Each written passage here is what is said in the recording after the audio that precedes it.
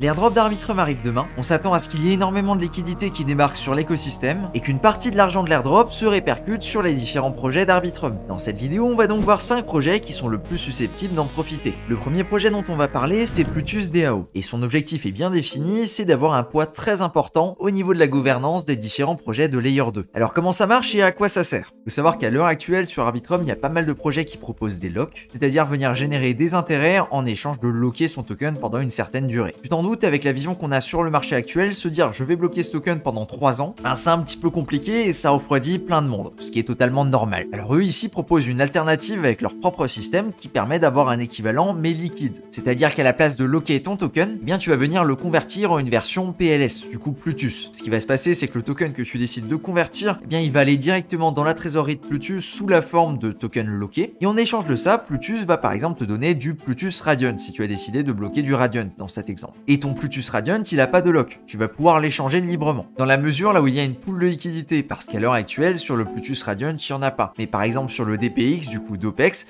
la pool de liquidité est active et elle permet de faire des swaps. Attention cependant, ça garantit pas un 1 pour 1 du DOPEX au PLS d'OPEX. Par exemple ici, si on regarde pour DOPEX, un PLS d'OPEX est égal à 0,88 d'OPEX. Cependant, rien ne t'empêche de venir sur Camelot et d'acheter du PLS d'OPEX. Tu auras donc un discount sur le lock, même si rien ne garantit qu'il reviendra à 1 pour 1. Ce qui me paraît particulièrement intéressant, ça va être sur la version du Radiant. Et Radiant, il a quand même sacrément poussé ces derniers mois et il commence à peser dans le game, avec une market cap à hauteur de 50 millions, mais plus que ça, à l'heure actuelle, une TVL qui est aux alentours de 370 millions. Et si on enlève la partie emprunt, on serait plutôt aux alentours de 190 millions. Et pour gagner des intérêts sur les dépôts de Radiant, il faut posséder un certain pourcentage de ton dépôt directement sous la forme de DLP, du coup le token locké, ce qui devrait ramener un cas d'utilisation très important à Plutus avec son PLS Radiant. Et à l'heure actuelle, Plutus, il a une market cap d'environ 13 millions. C'est pour ça que je le trouve plutôt intéressant, parce que ça devient assez difficile de trouver des projets avec des petites market cap sur Arbitrum. Et comme beaucoup des projets que je vais te présenter aujourd'hui, ils ont déjà fait des bons assez impressionnants depuis quelques semaines. Le deuxième projet dont on a déjà touché un mot, c'est Radiant.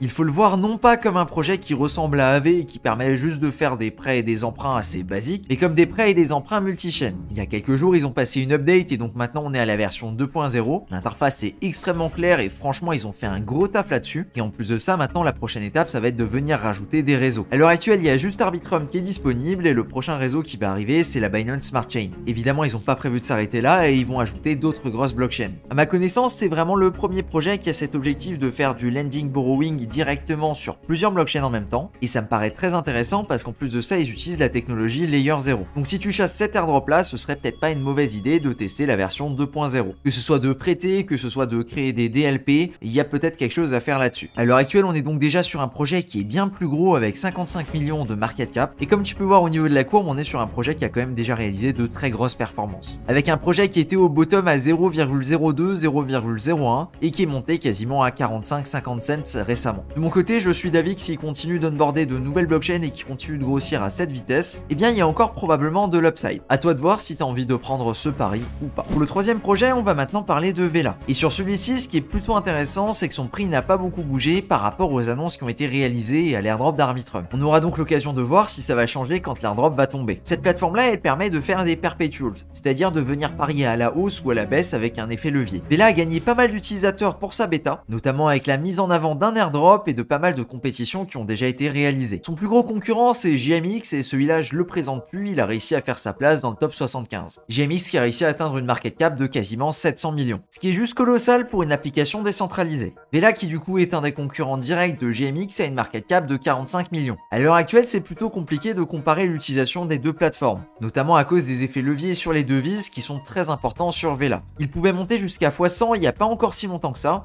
mais maintenant à l'heure actuelle, ils sont limités à x50. Faut savoir que ça a pas mal joué sur le volume de Vela. De mon côté, je pense qu'il y a moyen de choper un petit peu d'upside là-dessus et que certaines personnes vont parier sur un concurrent à GMX. Si c'est ton play, eh bien tu sais ce qu'il te reste à faire. Pour le quatrième play, on est sur quelque chose qui est vraiment différent. Jusqu'à présent, on a plutôt parlé de DeFi.